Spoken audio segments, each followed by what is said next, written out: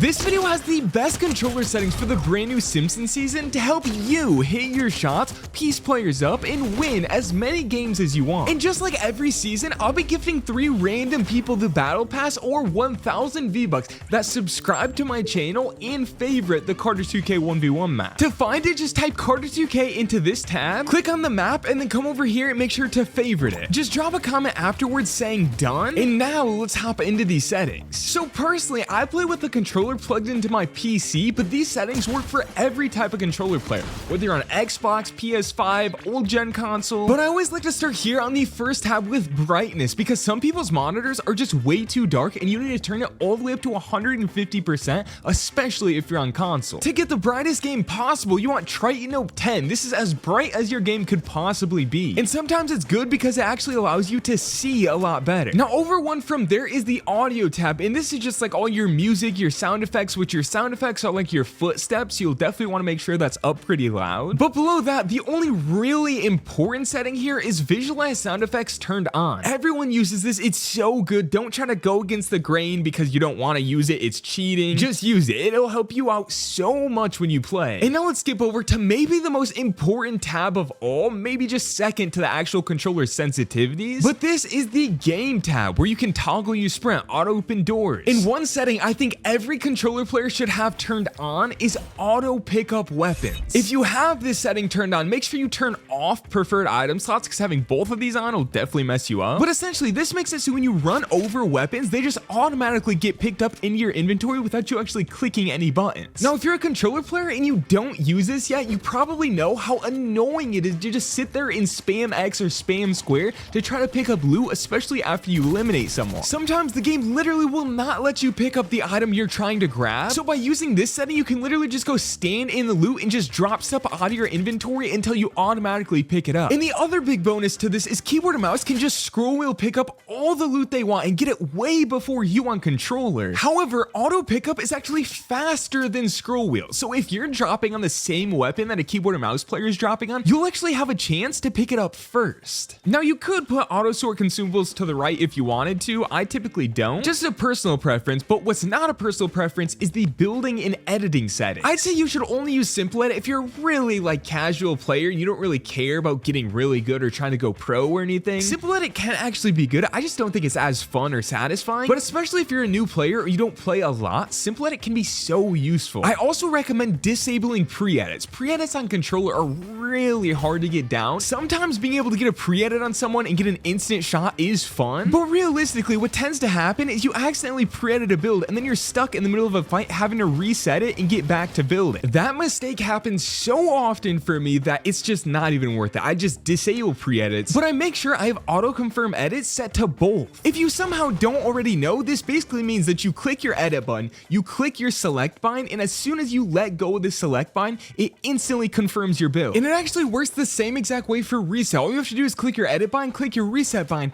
However, they're kind of messing with our controller binds. Over here, we have your typical reset bind. We have to click edit and then reset. But down here, we have a reset bind where if I go and set this to say down on my D-pad, if I have a building edited, all I have to do is click this one time and it's scroll wheel reset on controller. The issue with this is us on controller straight up do not have enough buttons for all of these new actions. So honestly, right now, I'm still using just the typical default way to reset your build. So that's just kind of 2 different ways to reset your builds quickly. Below that are all just the extra game options. I like to have tap to search and interact turned on. If you want maximum performance, turn off all the energy saving modes. And then over one from there is the game UI, which this is all personal preference. Set these to whatever you desire. Over one from that is the most useless tab in all of Fortnite settings, which is the touch and motion gyro aiming. Just turn this off completely and leave it at that. We have a mouse and keyboard settings, mouse and keyboard binds, and then the controller sensitivities tab,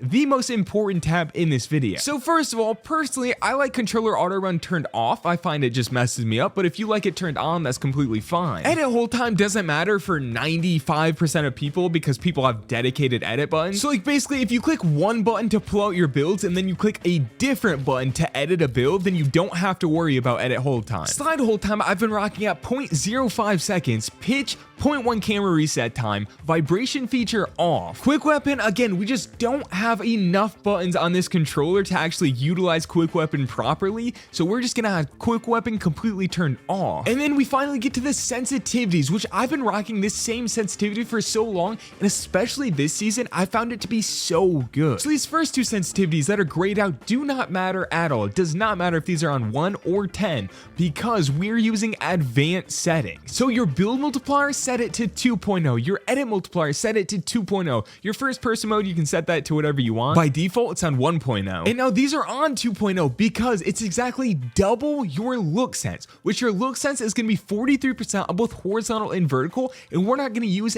any boost. So essentially what these numbers mean is your look sense is this sense. It's anytime you're not ADS, you're not building, this is your look sense. This is the 43%, and then as soon as I start building, this is exactly double that look sense. You want your build and edit sense to be faster for piece control and build fights and whatnot, and you want your look sense to be not too slow, but slow enough that you can hit max pump headshots. Now the other sensitivity below here is the ADS sensitivity, which I use at 6% on horizontal, 7% on vertical in no boost once again with a scope speed multiplier of 1.0. It doesn't matter if it's an AR, if it's a shotgun, if your gun does not have a scope on it and you are zoomed in like this is your ADS sensitivity, and I found this to be the perfect sense to actually track people short range, medium range, far range, and it's still fast enough to even be able to control your recoil. Now to go along with that, these settings will only work if you're using a linear input curve. If you have this set to exponential and this is what you prefer, these settings will not work. These will be like way too slow, they'll be way too awkward. So if you're going to use these settings in this video, you have to set this to linear. Your aim assist always at 100%, and then for dead zones, I use 8% on both left and right stick,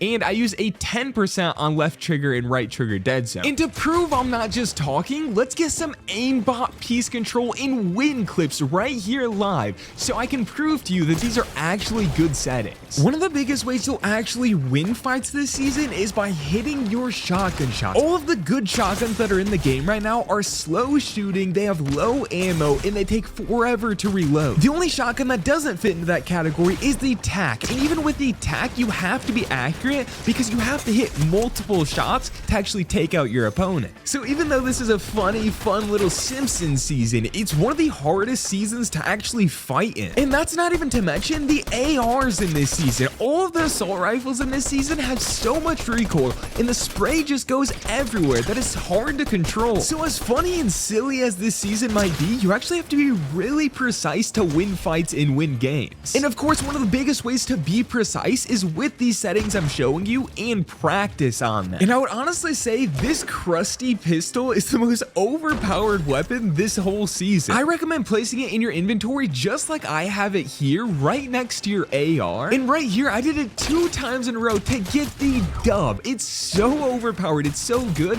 but you need to have good aim to actually make it work. Now click here to watch 17 Fortnite controller tips I wish I knew sooner, or click here to watch my unranked to unreal reload controller speedrun. Remember to play the Cards UK 1v1 map, and thank you so much for watching.